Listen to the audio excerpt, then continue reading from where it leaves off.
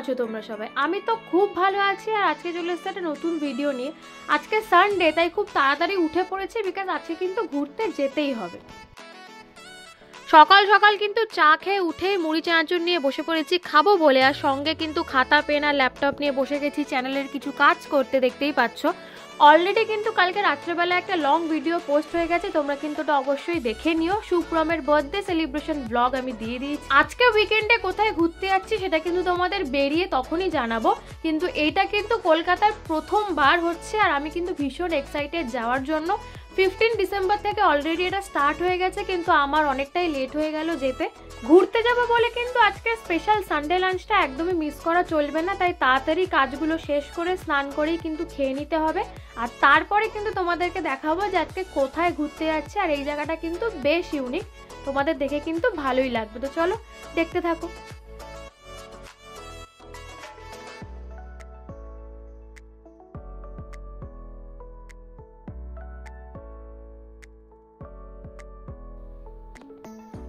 দুপুরবেলা তো দেখতেই পেলে বেশ করে জমিয়ে চিকেন দিয়ে ভাত খেলাম, আর ভাত খেয়েই কিন্তু তাড়াতাড়ি করে রেডি হয়ে গেছি। প্রায় 4টে বাজতে যায়।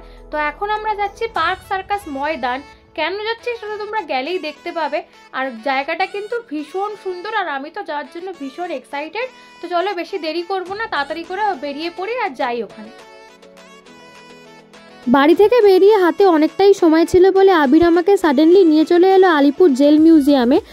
এই পার্টটা কিন্তু তোমাদের সাথে একদম একটা নতুন ব্লগে শেয়ার করব। আর এখন কিন্তু রওনা দিলাম আমরা পার্ক সার্কাস যাব বলে, পার্ক সার্কাস ময়দানে, যেখানে কিন্তু কলকাতার প্রথম আন্ডার ওয়াটার অ্যাকোয়ারিয়ামের শো চলছে।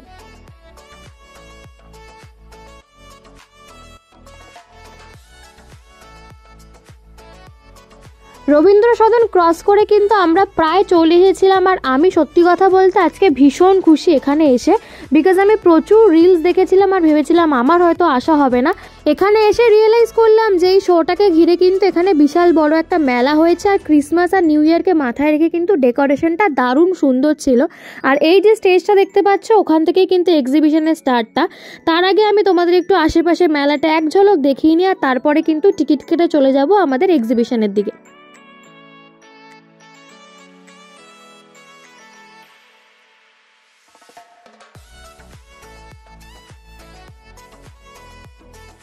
মেলায় দেখলাম যে প্রচুর রকমের দোকানও বসেছে, রাইডসও বসেছে, আর ওই যে টিকিট কাউন্টার। তো চলো টিকিটটা কেটে আগে অ্যাকোয়ারিয়ামটা দিয়ে ঘুরে আসে। আর এই যে এন্ট্রিটা দেখছো, এখান থেকে উঠে যেতে হবে। এখানেও কিন্তু অনেকেই দাঁড়িয়ে ছবি আর ভিডিওস তুলছিল, আমরাও একটু ছবি তুললাম। এই শোটার কিন্তু টিকিট প্রাইস ছিল 100 টাকা করে, আর টাইমিং ছিল 2টো থেকে রাত 10টা অবধি, সেজন্যই আমরা 6টার পরে গেছিলাম। আর এন্ট্রি গেট দিয়ে ঢুকে গেলাম। প্রথমেই কিন্তু দেখতে পাবে যে বাঁ হাত দিয়ে কিন্তু পরপর প্রচুর মাছের ট্যাঙ্ক রয়েছে, আর বিভিন্ন রকমের কিন্তু এখানে মাছ ছিল। তো চলো দেখে নাও এইগুলো।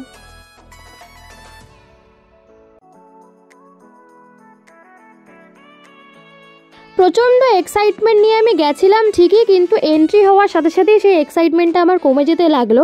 এই মাছগুলো কিন্তু খুবই কম নড়াচড়া করছিল, কারণ ওদের জলটা প্রচণ্ড ঠান্ডা ছিল, কোনো হিটিংয়ের সিস্টেমই ছিল না। আর সেই কারণে কিন্তু মাছগুলো লিটারেলি নেতিয়ে পড়েছিল। তো এই জায়গাটা ওরা একটু ভালো করতেই পারতো। আর বিভিন্ন ট্যাঙ্কে কিন্তু জলও ছিল না, মাছও ছিল না কোনো।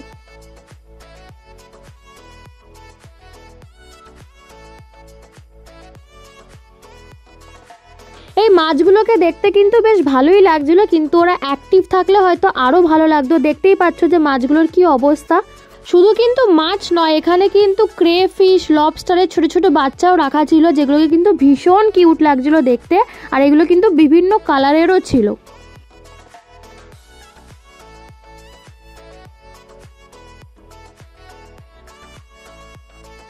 যেমন অদ্ভুত অদ্ভুত নাম, তেমনই কিন্তু সুন্দর দেখতে ছিল মাছগুলো। আর এই দেখতে দেখতে কিন্তু আমরা প্রায় এই শেষে চলে এসেছিলাম, যেখান থেকে কিন্তু মেন শোটা স্টার্ট হচ্ছে টানেলের। এই টানেলটাতে ঢোকার পথে প্রথমেই যেটা দেখে আমি নিরাশ হয়েছিলাম সেটা হচ্ছে এই নোংরা জলটা, কারণ এতটাই নোংরা জল ছিল যে মাছগুলোকে কিন্তু অত ভালো দেখা যাচ্ছিল না।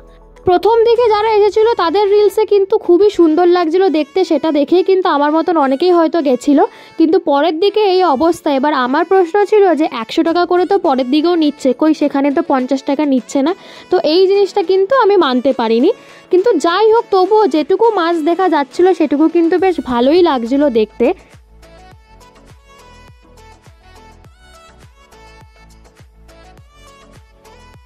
চারিদিকে মাছ দেখতে দেখতে একটু এগিয়ে দেখলাম এই জায়গাটাতে কিন্তু অলরেডি ওরা ক্লিন করছিল, কিন্তু তবুও পুরো টানেলটা কিন্তু ক্লিন ছিল না। আর এইখানে কিন্তু এক জটলা মাছ এসে জড়ো হয়ে গেছিলো, সবাই এখানে দাঁড়িয়ে দাঁড়িয়ে কিন্তু প্রচুর ছবি তুলছিল, ভিডিও করছিল।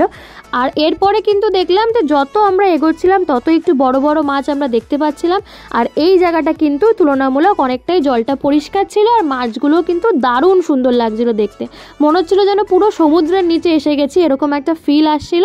আর এইখানে দেখো কত বড় বড় সাইজের মাছ ছিল।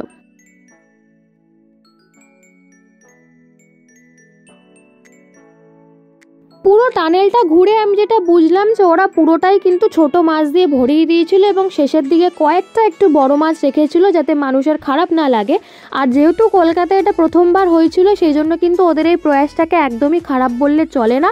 যারা প্রথম দিকে এসেছিলো তাদের এক্সপিরিয়েন্স হয়তো ভালো, কিন্তু আমার এক্সপিরিয়েন্স অতটাও খারাপ হয়নি।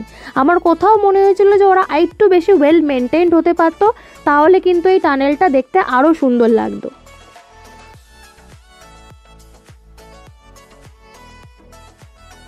টানেলটা ক্লোজ হওয়ার জন্য প্রচণ্ড গরম হচ্ছিল। তারপরে বাইরে এক্সিটের দিকে এসে দেখলাম যে ওরা এখানে একটা কিন্তু ওশান থিম করে রেখেছিল, যেখানে ওরা ক্রোকোডাইলস, অক্টোপাস, এলিয়েন্স, মারমেডস এরকম টাইপের কিছু ডেকোরেশনস করেছিল, যেটা ভালো ছিল। কিন্তু এইখানে কিন্তু যে মাছগুলো ওরা ছেড়েছিল সেই মাছগুলো লিটারালি মরে গেছিল, আর ওই এরিয়াটা থেকেই কিন্তু ভীষণ বাজে স্মেল আসছিল। আর এই দিকে কিন্তু প্রচুর রকমের হাতি, অক্টোপাস বা মারমেড এরকম স্কাল্পচার ছিল, যেখানে দাঁড়িয়ে সবাই ছবি তুলছিল, আমরাও একটু ছবি তুললাম।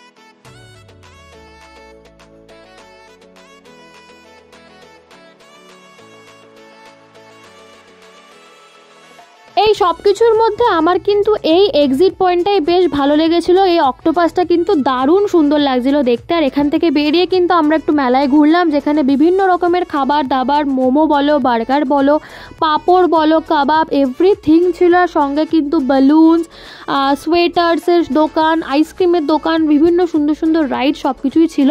যদিও আমরা এখান থেকে কিছুই খাইনি, আমরা এখান থেকে বেরিয়ে গেছিলাম, কারণ আমাদের অলরেডি একটা ডিনারের প্ল্যান ছিল সেই কারণে। কলকাতার এই ফার্স্ট আন্ডার ওয়াটার অ্যাকোয়ারিয়ামটা সত্যি কথা বলতে আমার ভালোও লাগেনি আবার খারাপও লাগেনি এরকম ব্যাপার, সেই জন্য কিন্তু আমি এখানে অন্য কাউকে আর যাওয়ার জন্য রেকমেন্ডও করিনি। আর এখন তো অবভিয়াসলি শেষই হয়ে গেছে।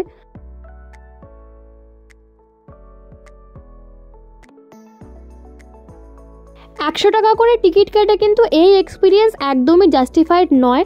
তো যাই হোক, এইটা মাথায় নিয়ে কিন্তু আমরা এখান থেকে বেরিয়ে পড়লাম। আর তারপরে ভাবছিলাম যে এবার কি খাওয়া যায়। তো বলতে বলতে বাইরে এখান থেকে কিন্তু আমরা একটু আমসত্ত্ব কিনে নিয়েছিলাম, কারণ ওটা আমাদের ভীষণ ফেভারিট। আর তারপরে কোয়েস্ট মলের পাশ থেকে কিন্তু আমরা লিটারালি বাড়ির দিকেই আসছিলাম, বিকজ আমাদের একটা ডিনার প্ল্যান ছিল বাড়িতে, সেই কারণে। আর সেই সময় আমি সাডেনলি দেখলাম যে পণ্যশ্রীর বেহালা ক্লাবের প্রাঙ্গণে হচ্ছে বেহালার ফুড ফেস্টিভ্যাল। আর এই দিনই কিন্তু লাস্ট ডে ছিল, এরপরে আর এই সুযোগটা আমরা পেতাম না। তাই আমরা কোনো কিছু না ভেবে ডিরেক্টলি চলে এসেছিলাম বেহালা ক্লাবের এই ফুড ফেস্টিভ্যালে। আর ঢুকেই কিন্তু আমাদের একেবারে মনটা খুশি হয়ে গেছিলো, কারণ এখানে তো খাবার মেলা, আর খাবার জায়গাতে এলে আমার আর আবিরের দুজনেরই মন খুশি হয়ে যায়। তো প্রথমেই আমরা কিন্তু চলে গেলাম একদম সামনের স্টল, যেখানে কিন্তু মাখন লালের মিষ্টি বিক্রি হচ্ছিল সেখানে। আর গিয়ে কিন্তু এখানে দুটো দারুণ জিনিস আমরা ট্রাই করেছিলাম। এত সুন্দর সুন্দর মিষ্টি, সবই কিন্তু খেতে ইচ্ছা করছিল। এত অপশানসের মধ্যে আমরা এখান থেকে ট্রাই করেছিলাম ক্ষীর দই আর বেকড ক্ষীর। আর অনেস্টলি বলছি, এই দুটো জিনিসই কিন্তু আমাদের এত পছন্দ হয়েছিল, আমরা তখনই বাড়ির জন্য প্যাক করে নিয়েছিলাম। আর তারপরে কিন্তু আমরা পুরো ওভারঅল মেলাটা একটু ঘুরে দেখছিলাম যেখানে কি কি স্টলস আছে।